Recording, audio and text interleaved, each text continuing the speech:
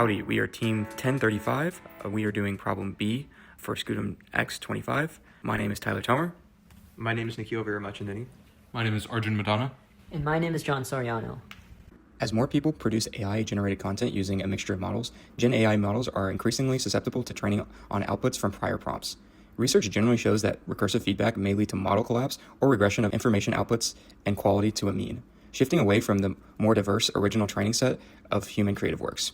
Developers face a quandary. They must incorporate new publicly available data, including AI-generated but human-edited content, to remain competitive while simultaneously filtering enough of it to prevent onset of model collapse through careful classification and data binning. Our goal is to develop a multi-agent decay model describing how multiple large language models interact through and shape a shared dataset. The components of this are linking model outputs to an evolving shared database of natural language by modulating the self-learning rates and cross-model feedback over discrete steps.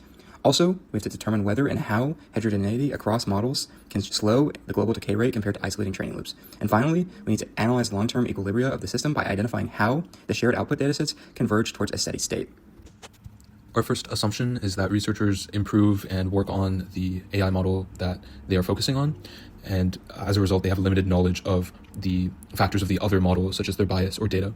And the effect of this is that it decreases the rate of decay for every model because there is human involvement, and keeps a neutral or weakly corrective effect for the other models, which lack targeted intervention. Second, each model retrains on the shared dataset, which has both human and synthetic data. And the synthetic data enters the global data at rates that depend on the model's popularity. And this can increase the decay of linguistic diversity as more popular models dominate. Third, the true human data remains structurally constant, but over time it plays a smaller and smaller role as the mixed dataset grows in size. And this increases the rate of decay by weakening the corrective influence of KD H minus D compared to the self-learning terms.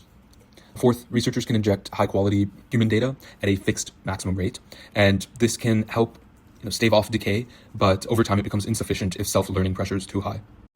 Fifth, self-learning can be delayed, and this allows models to learn the dataset before training on their own data, which can increase convergence later on. And sixth, models that have a higher rate of self-learning tend to train much faster, but they collapse earlier. In order to build a model, we must first understand how the data interacts with itself. So a block diagram depicting the path of information transfer is presented later, but the gist of it is that the data flows from a purely human dataset, h of xt, to a public dataset, d of xt, which trains the LLM. The LLM's output, f of xt, will then be used to self-train after some time delay theta. So our team drew a parallel between the information accumulation that we presented here and chemical reaction rate equations, and we built our model accordingly with some adjustments. So these are the key differential equations with some supporting equations on the side. The first one describes how the change in the LLM output changes over time, and the second differential equation depicts how the change in the aggregate data, d, changes over time. Our first differential equation is dt of f. It determines how f changes over time. As you can see, it is very similar in form to a reversible reaction rate equation, which is only reversible after time theta has passed. That's our self-learning. The second differential equation, as you can see, is similar in form to an irreversible reaction, but we have added the second parameter, the second term, to control the difference between h and d, which affects the convergence of d later on.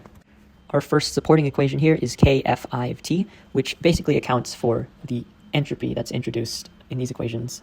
We can think of entropy as a sort of stability factor which introduces noise into our equations.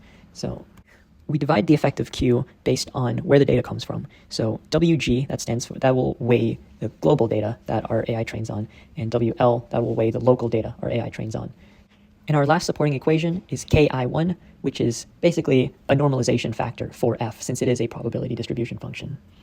And finally, I'll run through the constants and how we name them. So Ki, as you can see from our previous equations, is a self-learning factor. It adds weight to the effect of f when self-learning turns on. Ki1 is our normalization constant. That was one of our supporting equations. Ki2 is our dataset relaxation constant. So that affects how strong of an effect that h minus d has in our second differential equation. Now, alpha is our decay sensitivity. It determines the strength of Q. As I've said before, Wg and Wl are our entropy weight factors. They are usually assigned a value of 0.3 or 0.7. And HH and HD, these are our entropies to our human baseline and our entropies to our data set. So let's go back to Q of T. We get our Q of T based on a paper by Kalchenko in 2024, and its main point is to measure entropy locally over sliding windows. So what does that mean? So When entropy is high, a lot of tokens contribute meaningfully, which makes our dataset rich, makes it varied, makes it information dense. But when entropy drops, only a few tokens dominate, so it becomes repetitive, predictable, and information poor. And this is the collapse that we're trying to model. So the update of F towards D implicitly assumes that the dataset provides informative variation. So these are differences that guide meaningful change in F. But as the entropy decreases, these vanish, right? So that's the collapse. They stop carrying new information, instead they just reinforce what it already knows. At that point, it's basically useless. It's just repetitive copying. This flowchart illustrates a single AI model entering a feedback loop with its own outputs. We begin with an initial public dataset composed of human-generated content and a training dataset derived from that initial public data. The model is trained on that, and then it produces its own new outputs, which join the pool of public data, forming a drifted public dataset that also contains new human content contributed to that. And then once that is done, a new training dataset is formed from this drifted pool, and a new model is trained on it. This process is repeated, and this diagram illustrates one iteration of this, and this highlights how each cycle introduces more synthetic content and will pollute the data source over time.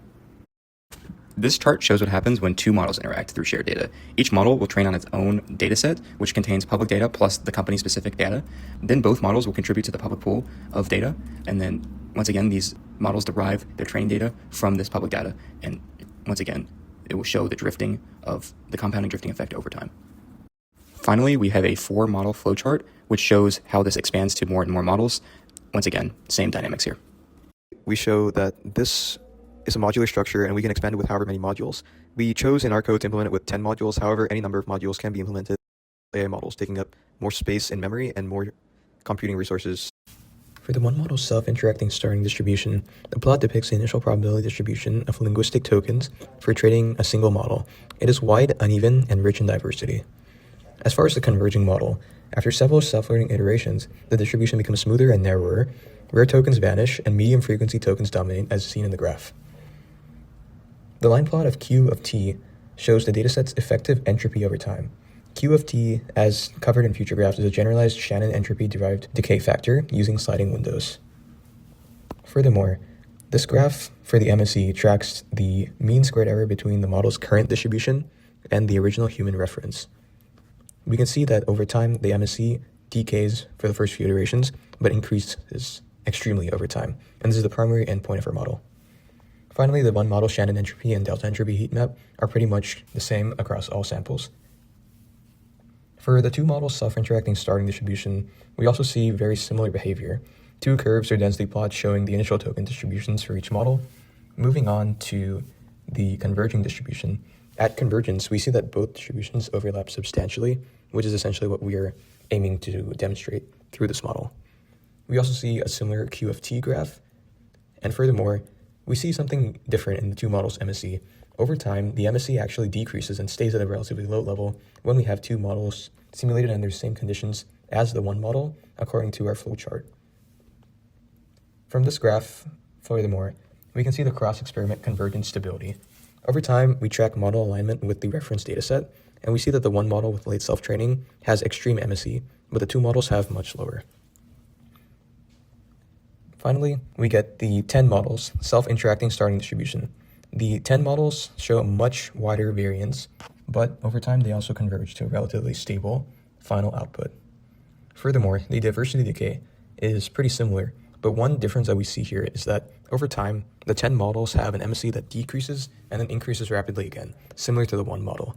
This corroborates our initial hypothesis that having more models training on the same data and data that is output from other models eventually causes model decay. This is also echoed in our 10 models MSEs. This graph does have a labeling error. However, the 10 models can be construed as being akin to the one model in this graph, the blue line. These are our notes and limitations on the model. Now moving on to our conclusions. Our simplified model has shown that as you have more models, it reduces the error on your output.